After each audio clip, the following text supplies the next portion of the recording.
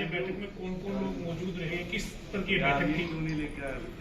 नए माहौल में पार्टी ने आज अपने जिला अध्यक्ष, सभी सेलों के सभी प्रकोष्ठों के प्रधान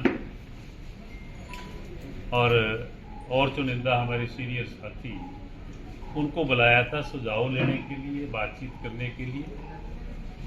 तो उनसे बातचीत हुई और ये निर्णय लिया गया कि सभी लोकसभा क्षेत्रों के हमारे जो मेयर साथी, उनको बुला करके अगले 3 दिन के अंदर उनसे राय ली जाए कि चुनाव को किस तरीके से लड़ा जाए, उस पर चर्चा।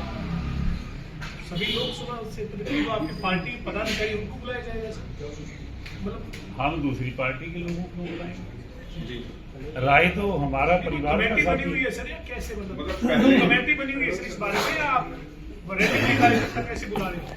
देखिए, किसी भी नए फैसले के लिए साथियों से राय ली जाती है। उसी परिप्रेक्ष्य में दुष्यंत जी ने मीटिंग करके साथियों को कहा कि कल से हम स्टार्ट करेंगे और 3 दिन के अंदर सभी जिलों के साथियों को बुला करके नज़दीक डियर स्टेशन जो भी है वहाँ पे उनसे राय लेकर के और 3 दिन में ही इसका फैसला लेंगे कि चुनाव कैसे लड़ा जाए। लड़ेंगे सभी सीटों पर सर, सभी सीटों पर लड़ने का फैसला होगा किस तरीके ये इन्हीं बातों को लेकर के ही ये मीटिंगें रखी गई कि सभी जिलों से हमारे सीनियर साथी जो हैं उनकी राय क्या है, जो वो राय देंगे उसको मिला करके पार्टी फैसला करेगी कि कहाँ से चुनाव लड़ना है, सभी से लड़ना है, कम से लड़ना है, तभी निर्णय होगा। निशांत जी, सर ये जो पार्टी के विधायक हैं क्या एकजुट हैं? और आपने व्हिप जारी किया था, लेकिन उसके बावजूद 5 विधायक विधानसभा में थे, क्या ये व्हिप का उल्लंघन है? आप सबको पता है कि व्हिप जारी किया जो हमारे सम्मानित साथी विधायक थे, आपके सामने बैठे हैं आदरणीय रामकरण जी, उन्होंने व्हिप को माना। जिसने नहीं माना उसके खिलाफ कार्रवाई हो जाएगी। आगे कदम उठा रहे हैं कार्रवाई के लिए। पार्टी संज्ञान तो लेती है कि पार्टी ने व्हिप जारी किया, जिसने नहीं माना उसका संज्ञान तो पार्टी ले सकती है, उसको अधिकार है। लेकिन वो विधायक थे वो हालांकि विश्वास मत शुरू होने से पहले ही सदन से बाहर चले गए थे, तो क्या उनको राहत इस बात की मिलेगी?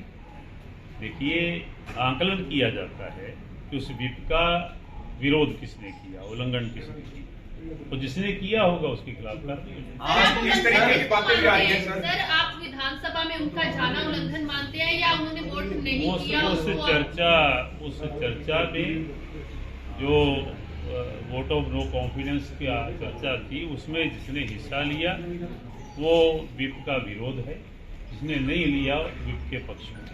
सर, जिन्होंने विरोध किया उनका क्या भविष्य मानते हैं पार्टी?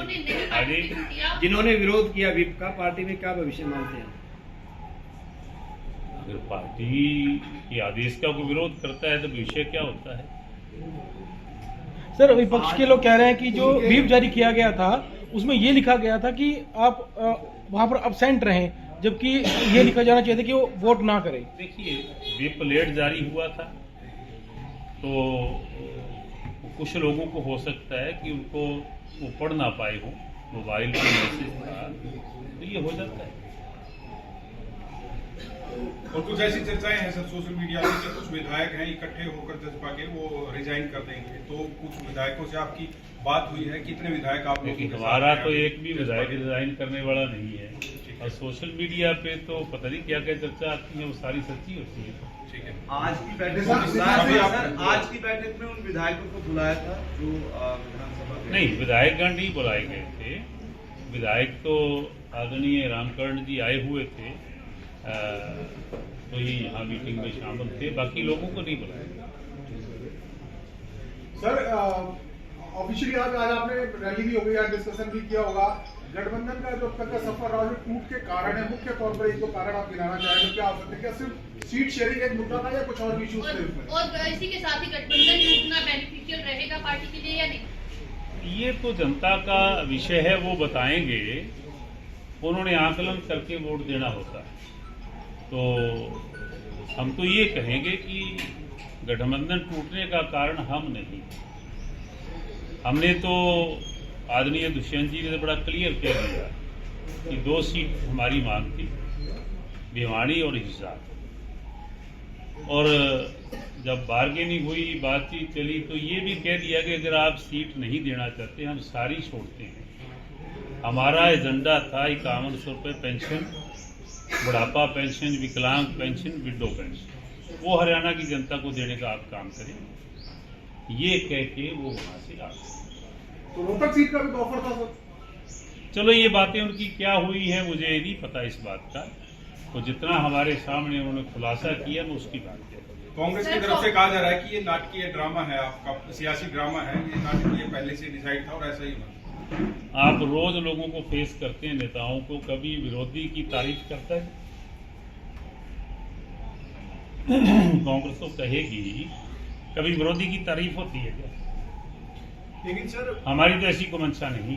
लेकिन सर भूपेंद्र सिंह हुड्डा कह रहे थे कि आज से पहले व्हिप ऐसे तो जारी हुए कि सदन में पहुंचना अनिवार्य है, पहली बार ऐसा व्हिप जारी किया है कि सदन में अब्सेंट रहना है। ये बीजेपी को फायदा देने की कोशिश है ताकि संख्या बल कम हो, उसी आधार पर आकलन हो अंदर सदस्यों का, और ये बीजेपी को सीधा सीधा फायदा पहुंचाया जा रहा है, ये उनका कहना है। मैं कहता हूँ हुड्डा साहब कुछ भी कहें, लेकिन ये मान के चलें कि ये भी पहली बार हुआ कि आज मुख्यमंत्री ने ओथ ली है और next day, very next day, vote of no confidence.